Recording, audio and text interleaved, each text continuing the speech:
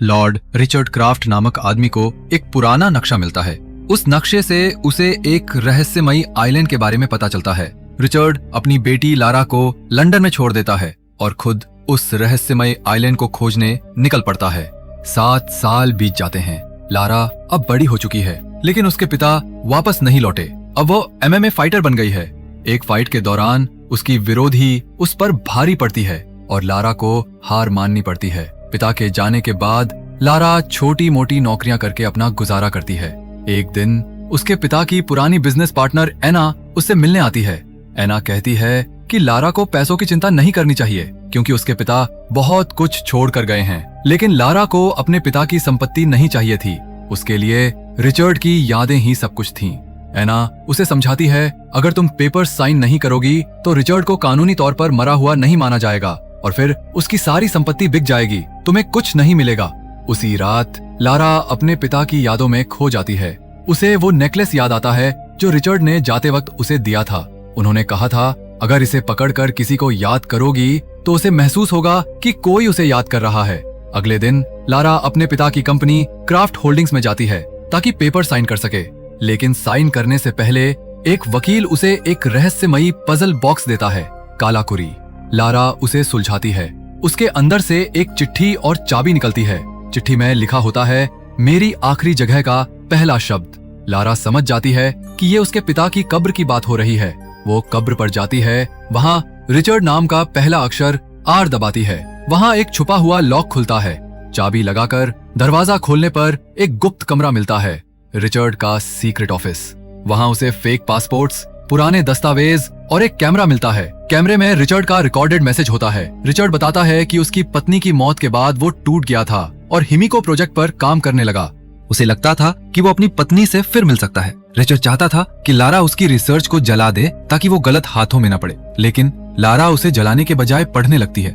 उसे हिमिको और उस आइलैंड यामाटाई के बारे में पता चलता है। दरअसल जापान की रानी हिमिको काले जादू में माहिर थी। उसकी ताकतें इतनी खतरनाक थीं कि वो पूरे देश को तबाह करने पर उतर आई। देश को बचाने के लिए कुछ जनरल्स ने उसके खिलाफ बगावत कर दी। उन्होंने रानी को हराकर एक सुनसान आइलैंड पर कैद कर दिया, एक ऐसी जगह जहां से कोई वापस नहीं आता था। लारा को यह भी पता चलता है कि उसका पिता किस कैप्टन के साथ यामाटाई जा रहा था।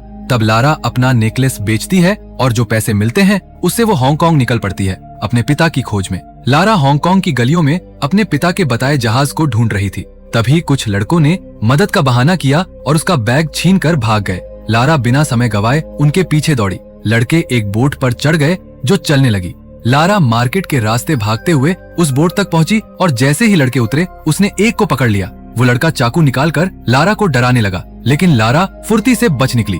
तभी उसे दूर से एक जहाज दिखाई दिया, द इंड्योरेंस, जिसे वो ढूंढ रही थी। लेकिन उन लड़कों ने फिर से लारा को घेर लिया। तभी जहाज से एक गोली चली।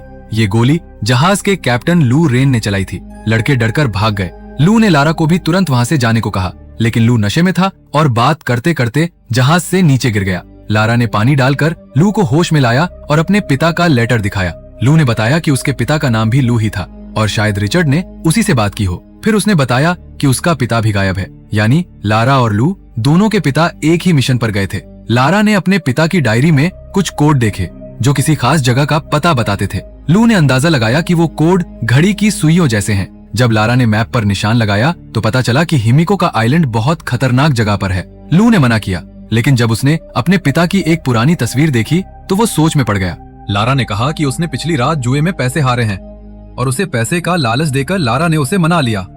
अब दोनों ने यामाताई आइलैंड के लिए सफर शुरू किया। रास्ते में लारा ने डायरी पढ़ी। उसे पता चला कि हिमिको को एक दरवाजे के पीछे कैद किया गया था और रिचर्ड को उसे खोलने का तरीका मिल गया था, लेकिन रास्ता बहुत कठिन था। इस मिशन पर एक खतरनाक संगठन भी नजर रखे हुए था, ऑर्डर ऑफ ट्रिनिटी, जो दुनिया पर राज करना चाहता था। रिचर्ड को डर था कि अगर हिमिको की शक्ति गलत हाथों में गई तो बहुत बड़ा खतरा पैदा हो सकता है। एक रात तेज तूफान आ गया। लू जहाज संभाल नहीं पा रहा था। लारा ब्रिज पर पहुंची। उन्होंने देखा कि आइलैंड बहुत पास था, लेकिन बड़ी बड़ी लहरें जहाज को डगमगा रही थीं। लू ने कहा, यहां से निकलो, लेकिन लारा अपने केबिन में गई ताकि अपने पिता की डायरी ले सके। तभी जहाज एक चट्टान से टकरा गया और लारा पानी में गिर गई। तूफान ने लारा और लू को अलग कर दिया। लारा किसी तरह बहती हुई आइलैंड के किनारे तक पहुंची। उसने देखा कि वहां पहले से कुछ लोग मौजूद हैं। तभी किसी ने पीछे से उस पर वार किया और लारा बेहोश हो गई। जब लारा की आंख खुली, वो एक टेंट में थी। उसके सामने एक आदमी बैठा था, मैथियस वोगल। उसने कहा, तुम्हारी ही तरह मेरी भी एक बेटी है। उसने बताया कि वो इस आइलैंड से तभी जा सकता है जब उसका काम पूरा हो जाए। लारा ने अपना बैग देखा तो पता चला कि उसकी डायरी अब मैथियस के पास है। उसने बताया कि रिचर्ड यानी लारा के पिता को उन्होंने पकड़ लिया था, लेकिन जब उसने उनकी बात नहीं मानी तो उसे मारना पड़ा। ये सुनकर लारा का दिल टूट गया।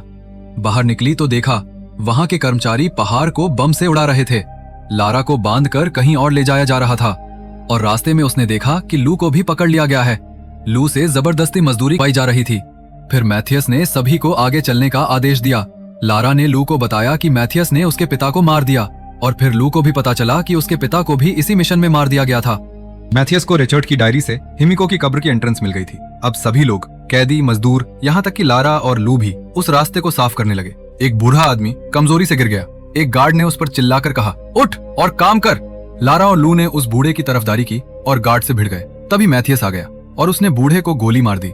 गुस्से में लू ने पास रखी एक कुदाल उठाकर गार्ड की ओर फेंकी ताकि लारा को भागने का मौका मिल जाए। लारा भागी, लेकिन एक आदमी उस पर गोली चलाने ही वाला था कि लू ने उसे रोक लिया।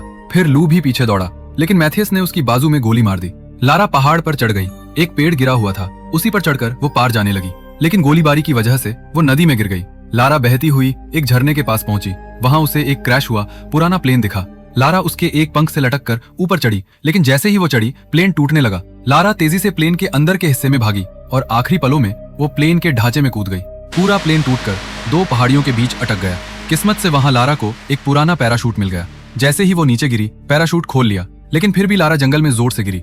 एक पेड़ की नुकीली टहनी उसके पेट में घुस गई। दर्द से चीखते हुए उसने लकड़ी निकाली और पास की एक गुफा में रात बिताने का फैसला किया। रात को कुछ आवाजें आईं तो वह बाहर निकली। तभी रॉकेट नाम का एक आदमी मैथियस के गिरोह से आया और लारा को पकड़ लिया। लारा ने खुद को छुड़ाने के लिए उसकी बाजू पर काट खाया। उसने पूरी ताकत से उससे लड़ाई की, लेकिन रॉकेट ने उसे जमीन पर पटक दिया और उसका दम घुटने लगा। और तभी लारा ने एक पत्थर उठाया और उसके सिर पर दे मारा। फिर लारा ने उसे खींचकर उसके मुंह को कीचड़ में दबा दिया ताकि वो सांस ना ले सके, और कुछ ही पल में रॉकेट मर गया। लारा सदमे में थी। उसने अभी किसी की जान ले ली थी। वो अंदर से टूट चुकी थी, लेकिन तभी उसे अंधेरे में किसी की परछाई नजर आई। बिना सोचे समझे वो उसका पीछा करने लगी। उसने देखा कि वो शख्स एक पहाड़ी पर चढ़ रहा है। जैसे ही लारा पास पहुंची, उसके पैरों तले जमीन खिसक गई। वो उसके पिता थे, रिचर्ड क्रॉफ्ट। लारा को देखकर रिचर्ड की आंखें भर आईं।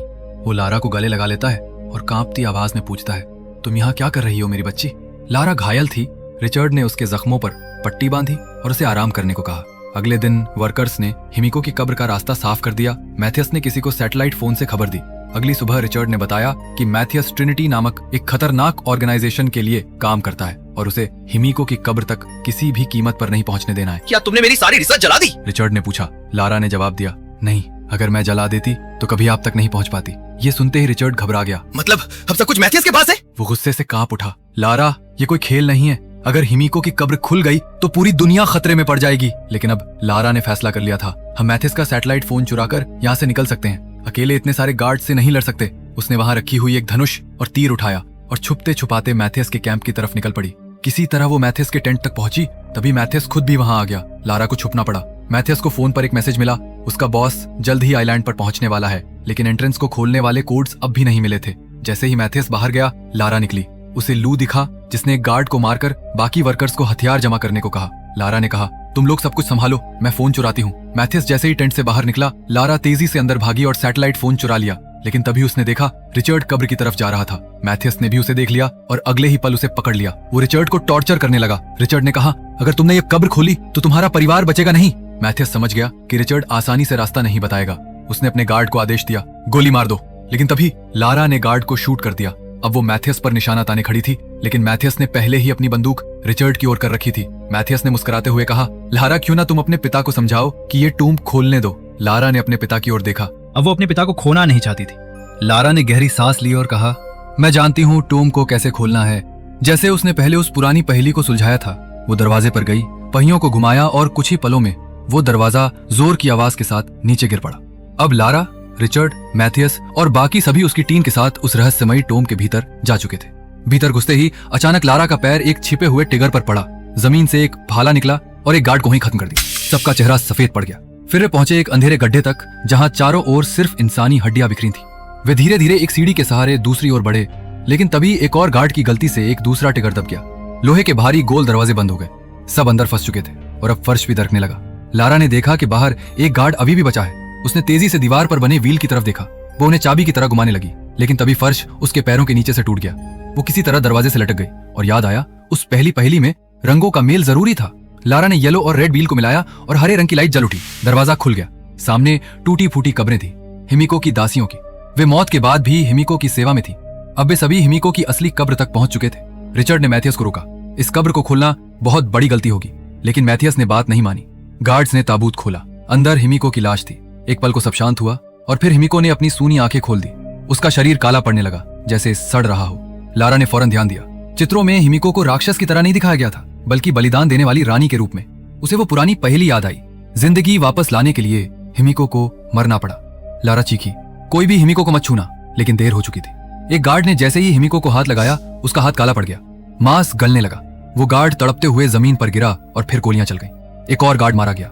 मैथियस ने खुद ही तीसरे गार्ड को भी गोली मार दी ताकि बीमारी ना फैले, पर वो हिमिको की एक उंगली काटकर अपने बॉस के पास ले जाना चाहता था।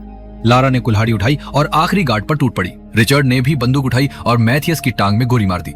एक घायल गार्ड ने लारा का पीछा किया, लेकिन लारा अब पीछे हटने वाली नहीं थी। मैथियस ने रिचर्ड से कहा, भागो, घर जाओ। लेकिन रिचर्ड ने नजरें उठाई और गंभीरता से कहा, मैं हिमिको की उंगली इस आइलैंड से बाहर नहीं जाने दूंगा। अगर वो वायरस बाहर गया तो पूरी दुनिया खत्म हो जाएगी।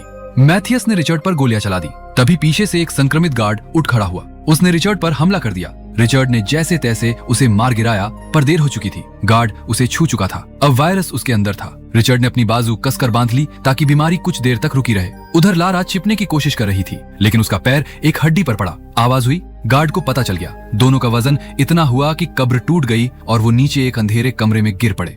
नीचे लारा की नजर एक ट्रिगर पर पड़ी। वो तुरंत उस पर चढ़ गई। ऊपर से नुकीली लकड़ियां बरसने लगी। एक गार्ड के शरीर को चीरती हुई उतर गई। वो वहीं ढेर हो गया। लारा वापस हिमिको की टोम तक पहुंची, लेकिन रिचर्ड ने उसे दूर रहने को कहा। अपने पिता को मरते देख लारा की आंखें भर आईं, पर रिचर्ड अब तैयार था। उसने कहा, मैथियस को रोकना, बाकी मैं संभाल लूंगा। इधर मैथियस हड्डियों की खाई पार कर रहा था। लारा तेजी से एक छलांग में दूसरी तरफ पहुंची। उसने मैथियस को रोका और उसे जमीन पर पटक दिया। फिर एक जोरदार लड़ाई शुरू हुई। दोनों ने एक दूसरे को बेरहमी से मारने लगे। मैथियस ने कुल्हाड़ी उठाई और लारा को जमीन पर गिराकर उसकी गर्दन दबा दी। उसी पल भीतर से धमाके की आवाज आई। रिचर्ड ने टोम को उड़ा दिया। धमाके से मैथियस का ध्यान भटका। लारा ने तुरंत हिमिको की उंगली वाला बैग उसके मुंह में डाल दिया और फिर जोर लगाकर उसे खाई में धक्का दे दिया। मैथियस वायरस के साथ वही खत्म हो गया। अब चारों ओर पत्थर गिरने लगे। मंदिर टूट रहा था। लारा किसी तरह दीवार पकड़कर ऊपर चढ़ने लगी। जैसे ही वो ऊपर पहुंची, लू ने हाथ बढ़ाया और उसे बाहर खींच लिया। अंत में लारा कागजों पर दस्तखत करती है। अब वो रिचर्ड की कंपनी की कानूनी मालिक बन चुकी थी। मूवी यहीं खत्म हो जाती है, लेकिन अगर आप जानना चाहते हैं कैसे धरती धीरे धीरे मर रही है, तो राइट वाली वीडियो पर क्लिक करिए।